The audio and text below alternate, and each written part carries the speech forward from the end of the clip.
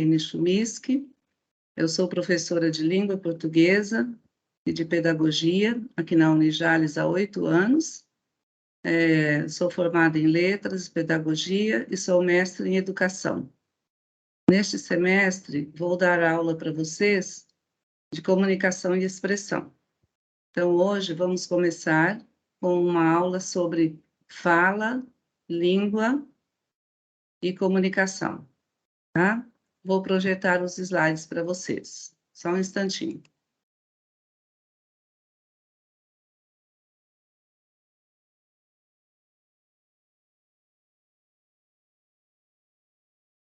Certo.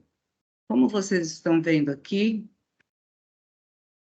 nós temos uma fábula, é a fábula de Esopo, sobre o leão e o rato.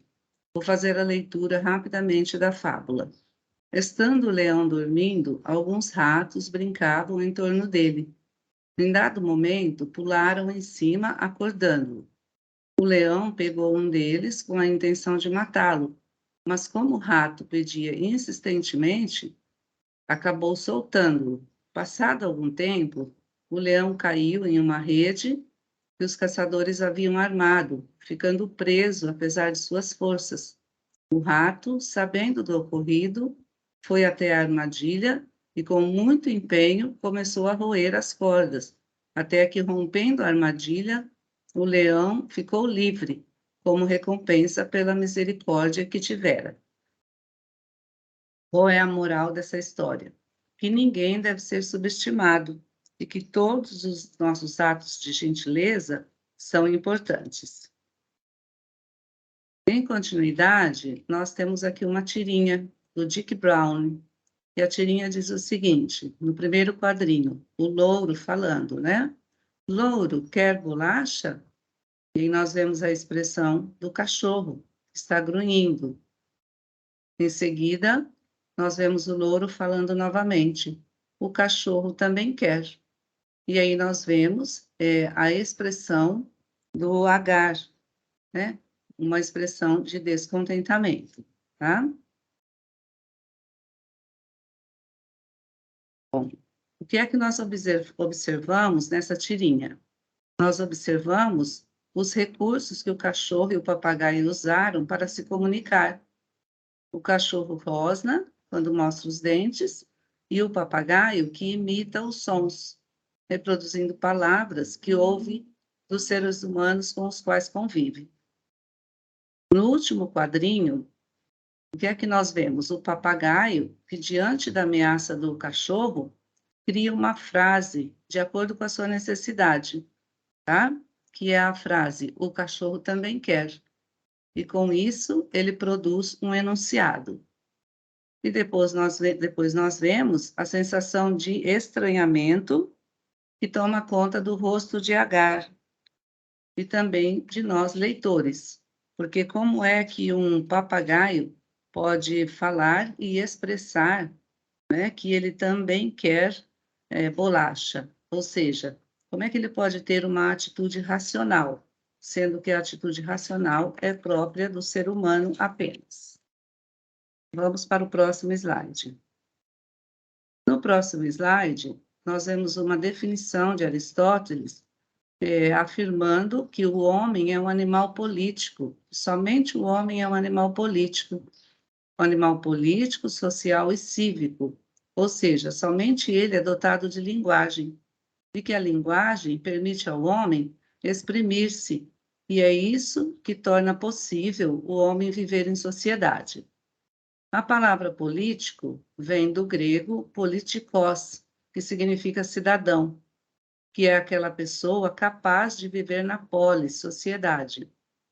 O filósofo atribuía também à capacidade de linguagem, que é própria do homem, o fato do homem conseguir viver em sociedade. Agora nós vamos ver a diferença entre linguagem animal e linguagem humana.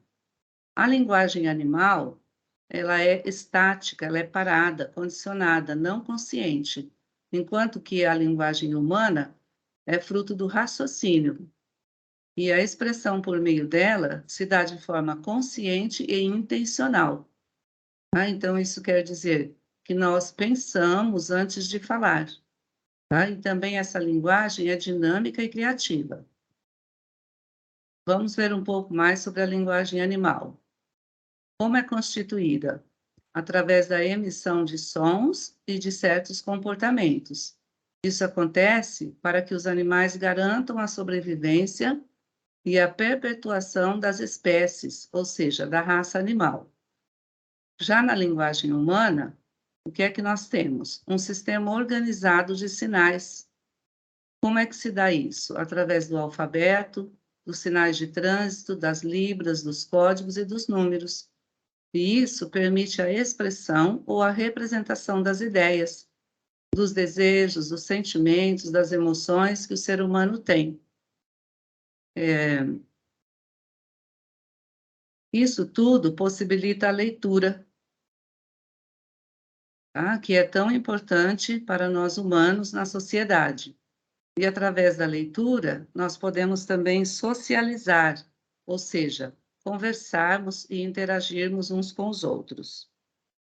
Também podemos definir linguagem humana como a capacidade própria do homem de aprender uma língua e de fazer uso dela. Agora vamos ver a diferença entre linguagem verbal e não verbal. Antes, um pouquinho, vamos ver o conceito de texto.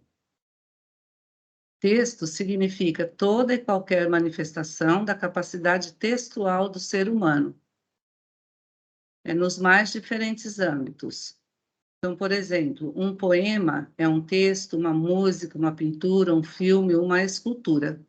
Ou seja, qualquer tipo de comunicação realizada através de um sistema de signos pode ser chamado de texto.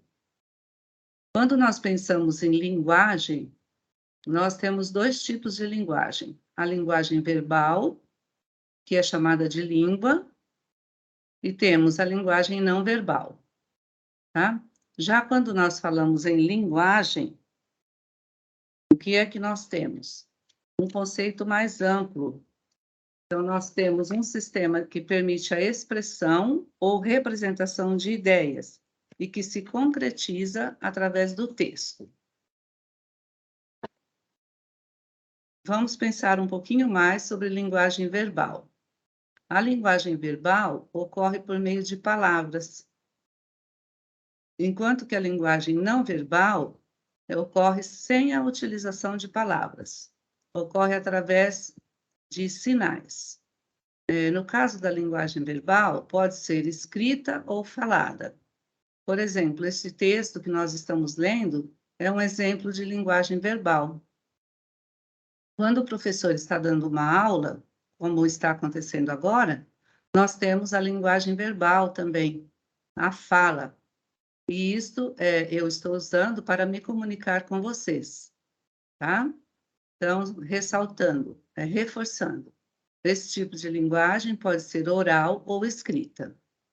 Já na linguagem não verbal, como já foi dito, a comunicação acontece sem a utilização de palavras. Acontece através de signos visuais ou sonoros. Então, esses símbolos que eu falei para vocês são chamados de signos. E eles podem ser tanto vistos como ouvidos.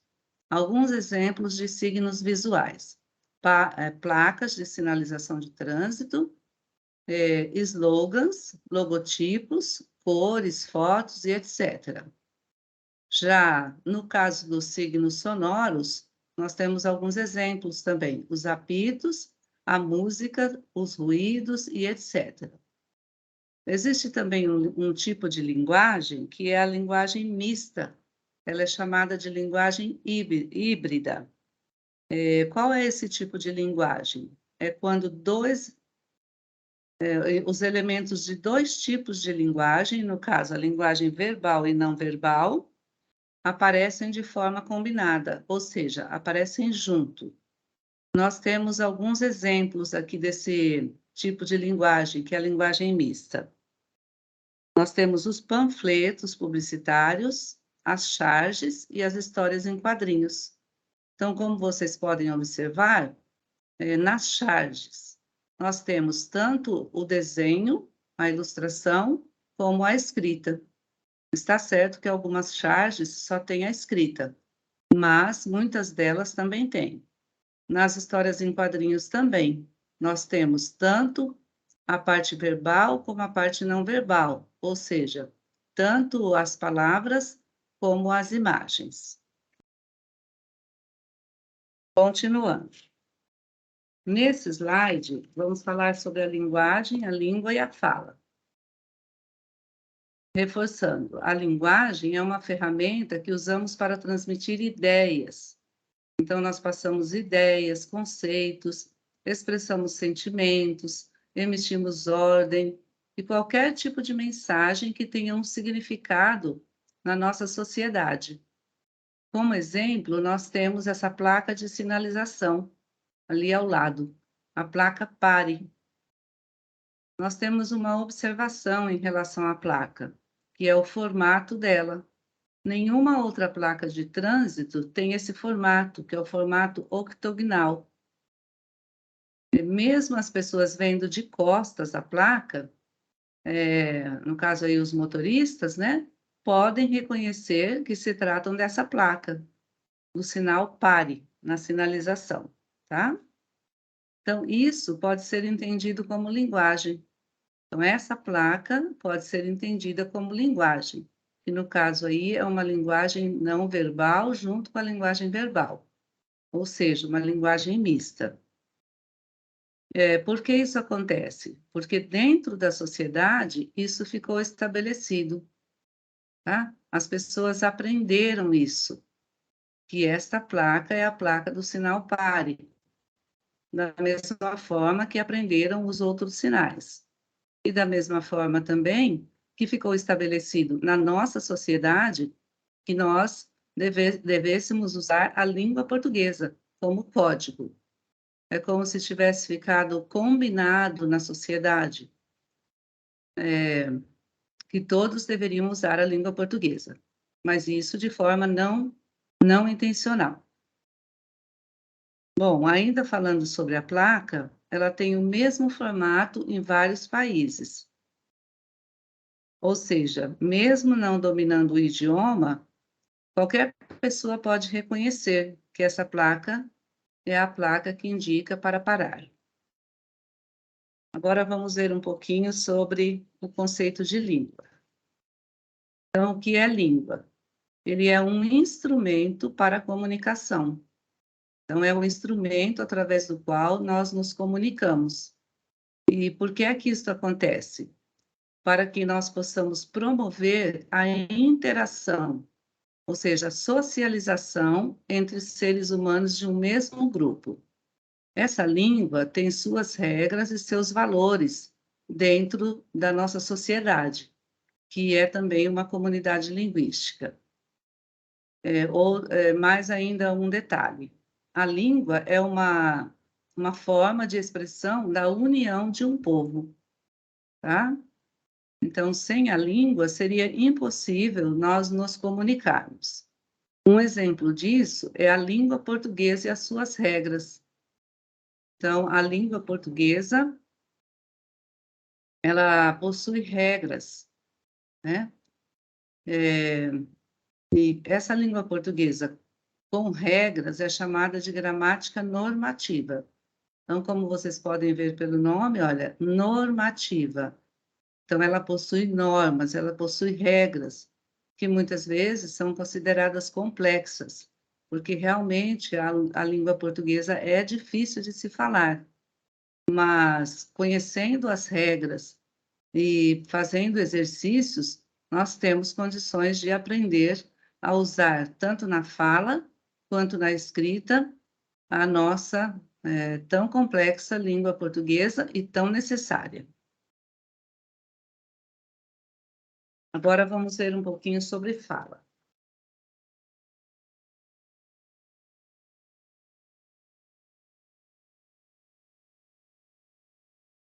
Como nós já vimos, a língua obedece a normas gramaticais. Cada pessoa que fala escolhe como usar a língua ou o idioma.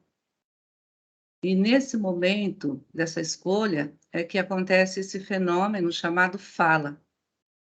Então, podemos dizer que a fala é um modo particular de usar a língua. Aqui no Brasil, usamos a língua portuguesa, na França, a francesa, nos Estados Unidos, o inglês, e assim por diante. Podemos dizer também que a língua é um organismo vivo e dinâmico, onde temos a presença das variações linguísticas. Então, por isso que nós dizemos que é vivo, é dinâmico, muda. Essas variações linguísticas não devem ser encaradas como erro ou transgressão, mas sim como uma maneira de usar essa ferramenta de comunicação, que no caso é a língua. Então, como é que nós podemos definir essa variação linguística? Como as diferentes formas de usar a língua portuguesa, tá? Então, aqui, o que é que está dizendo? Que nada mais é do que uma diversificação de uma língua. Então, vamos ver um exemplo. Quando nós encontramos pessoas usando gírias nos diferentes estados do Brasil, as diferentes formas de falar, como, por exemplo, no Rio Grande do Sul, que as pessoas usam o L bem marcado, né? Então, eles não dizem Rio Grande do Sul, mas Rio Grande do Sul. Também temos alguns exemplos de palavras, tá? Então, aqui em São Paulo, nós usamos, por exemplo, mandioca. Já no Nordeste, eles dizem aipim, macaxeira. Temos também a linguagem formal, a linguagem não formal, tá? Que são também formas de variação linguística. Esta variação pode ocorrer por diferentes fatores, como já antecipei. Fator regional, que é este que eu disse, relacionado à região, o fator histórico, que diz da modificação da língua ao longo do tempo, e também o fator social, quando nós podemos pensar que algumas pessoas usam uma língua mais elaborada e outras que não têm instrução usam uma língua menos elaborada. E aqui nós vamos ver aquele exemplo que eu acabei de citar, tá? De algumas frutas ou legumes terem nomes diferentes em regiões distintas do nosso país, como o exemplo que já foi dado, tá? Bom, vamos ver aqui uma tirinha do Maurício de Souza, como exemplo da variação linguística.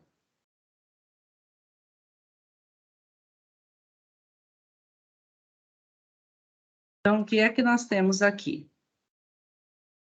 Olha, Chico, Maria tinha uma dúzia de goiabas. Ela comeu 10. Com o que Maria ficou?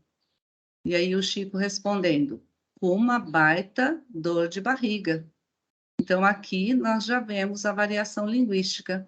No caso, uma variação linguística de classe social, tá? Porque o Chico, ele mora no sítio, né? E ele não tem muita instrução. Então, ele usa a língua dessa forma, a língua portuguesa dessa forma. Enquanto que a professora, que já tem mais instrução, usa uma língua mais elaborada. Eu fiz um comentário ali embaixo sobre o quadrinho. A escrita no balão da fala de Chico Bento tem uma grafia, então ali a questão da escrita, que não obedece às regras gramaticais, às normas gramaticais, tá? Porque o que é que seria adequado? Dizer com uma grande dor de barriga. E com isso, o autor, aqui no caso Maurício de Souza, ele chama a atenção para um modo regional de falar, ou seja, as pessoas que moram nesta região, no sítio, nas fazendas, afastadas da cidade, tá? Ou podemos dizer também nas regiões mais simples, nas cidades mais simples, mais afastadas da zona urbana. Já, por sua vez, a professora que tem um contato maior com a norma padrão, então ela usa uma fala bem próxima da língua formal, que é essa língua mais elaborada, utilizada de acordo com as regras que estão na gramática da língua portuguesa. Vamos ver agora sobre o signo linguístico. Signo é um elemento representativo que possui duas partes, que não podem se separar: o significante e o significado. Tá? No caso do significado, o significado é o conceito, a ideia que é transmitida pelo signo, e também considerada a parte abstrata da palavra. O significante é a parte sonora. Então, se nós ouvirmos a palavra cachorro, por exemplo, então este som, cachorro, é o significante. Já o significado da palavra cachorro, aquilo que vem à sua mente quando você lê cachorro, é o significado, tá? Não sei se ficou claro, vou repetir. Não, a escrita é o significante, e o significado, a ideia que nós temos desse significante, é chamada de significado, tá? Então, complementando aqui, olha, reconhecemos, então, nesta palavra, a sequência de sons que a formam. Esses sons se identificam com a lembrança deles que está em nossa memória. Então, quando ouvimos a palavra cachorro, logo nos vem à memória o animal de 4 patas, doméstico, que nós conhecemos, que é conhecido pela nossa sociedade. E essa lembrança constitui uma real imagem sonora, que está guardada em nosso cérebro, que é o significante.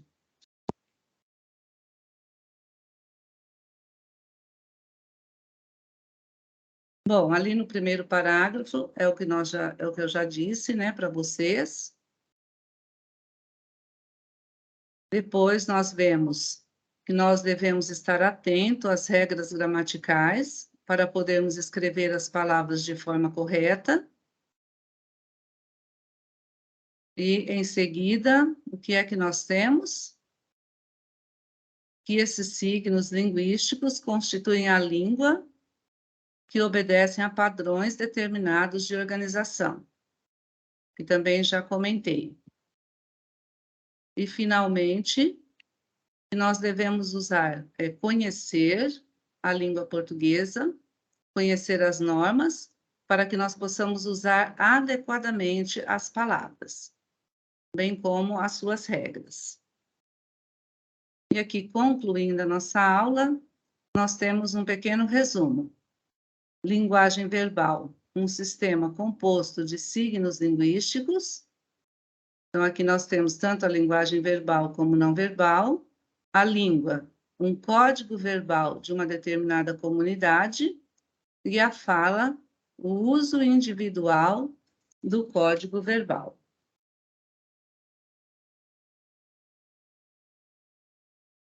E assim, nós encerramos a aula de hoje.